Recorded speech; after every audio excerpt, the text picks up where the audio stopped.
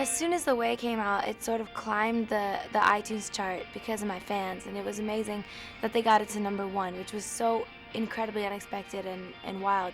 But the part that blew my mind was that it stayed there for a while, and then it stayed in the top 10 for a while, and then it stayed in the top 20 for like 20 weeks, and I think it may possibly still be there, and then I started hearing it on the radio like 4 times a day, and like it was just the most insane thing in the whole world. I was never expecting it, and I'm so happy it was received well. It feels like a diva moment, you know?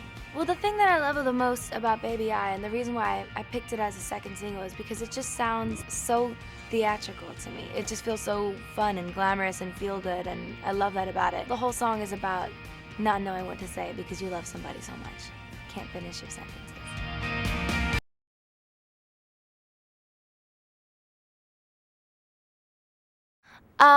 The album's been an amazing experience. The producers I worked with Harmony Samuels, who's just been so incredible. My friends Chris Riddick and Leon G. Thomas III did a lot of it as well, which is really exciting. Babyface as well, which was so exciting. Those are the only people I've really worked with on the production side. We've kept it like sort of very family close and just a small group of people. And as far as features and collaborations, I did a duet with Mika, which was originally for his project, but I think it's going to end up on mine as well. And I did a duet with Big Sean, which is really exciting, and Nathan Sykes from The Wanted. So I'm really excited. There aren't too many collaborations on the album, but a fun amount. And I'm excited because all the people I got to work with I really like, and they're good friends to me, so it's cool.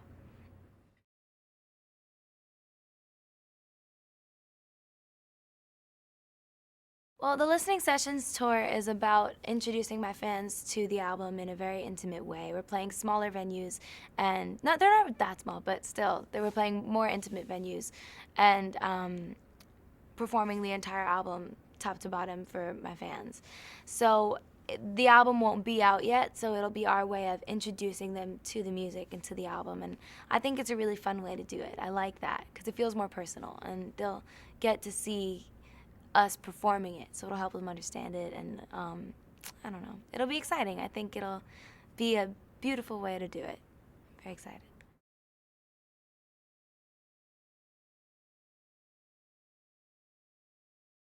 As a female artist in this industry, when you first come out, the natural thing for everybody to do is just to compare it to what's already out there. Like when Mariah first came out, they compared her to Whitney. When Whitney first came out, they compared her to Aretha. When Aretha came out, I'm sure they compared it to I don't know, Ella Fitzgerald, I don't know. But and when Christina came out, Mariah and JoJo, and I take it as a huge compliment because Mariah is the queen vocalist, and so I think that's a huge compliment. But I really just can't wait for people to hear the rest of the music and the rest of the album so that they can know what Ariana's about. And I think it's a huge compliment. I love Mariah.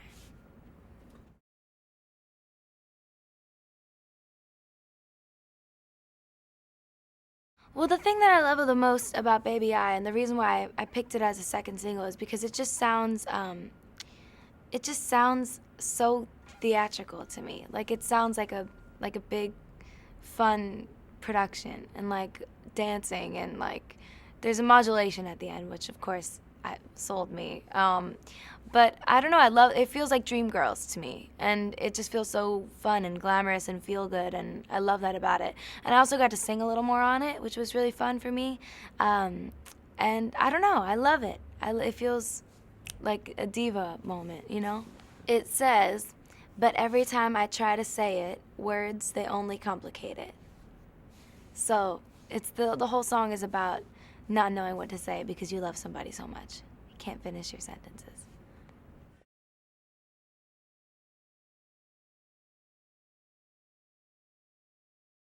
Well, it was interesting because as soon as The Way came out, it sort of climbed the iTunes chart because of my fans, and it was amazing that they got it to #1, which was so incredibly unexpected and wild. But the part that blew my mind was that it stayed there for a while, and then it stayed in the top 10 for a while, and then it stayed in the top 20 for like 20 weeks, and I think it may possibly still be there, and And then I started hearing it on the radio like 4 times a day, and like it was just the most insane thing in the whole world. I was never expecting it, and I'm so happy it was received well.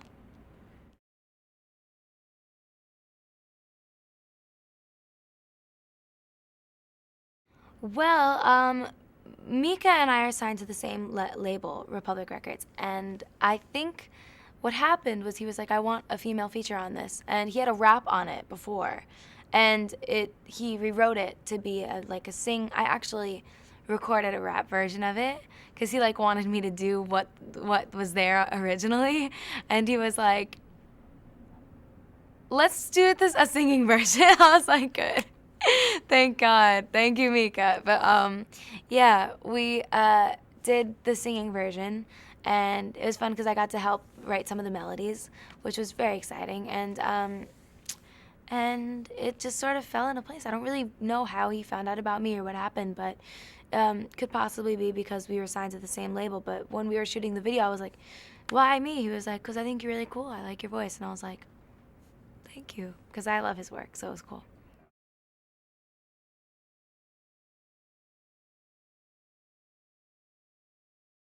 I listen to a lot of Frank Ocean. I love Frank Ocean. I listen to his album on repeat. Uh, um, I listen to a lot of Imogen Heap. Always. I love her music. She's my number one favorite artist, I'd probably say.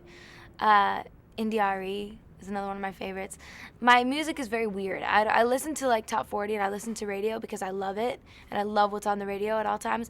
But when it comes to my iPod, I have the same like ancient iPod from like 6th grade, I'd say, where like my top played songs are like "Sweet Escape" by Gwen Stefani and like Akon and like what's that other Akon song?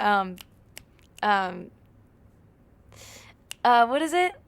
Uh, Nobody wanna see us together, but it don't matter, no, 'cause I got you, babe. That and like "Sweet Escape" are my top play songs on my iPod. So random. My iPod is frozen in time.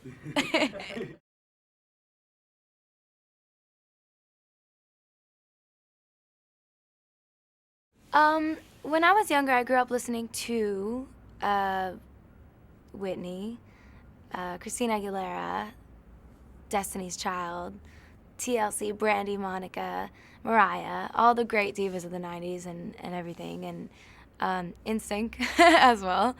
But yeah, I think because I grew up in a very musical household, uh, I loved singing, and I grew up singing along with those women, so that's why I'm drawn to sing that kind of music.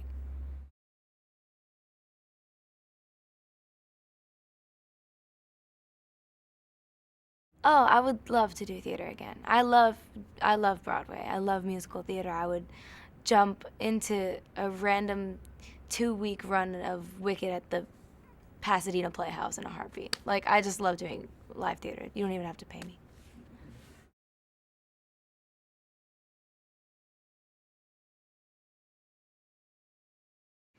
Well, it's pretty surreal because for most of my life I've been recognized as an actress by like younger kids or families when I'm in public, but now I get just like older people, like adults and older teenagers coming up to me that are like, "Hey, your music is really cool." And I'm like, "That's pretty cool." So it's very exciting.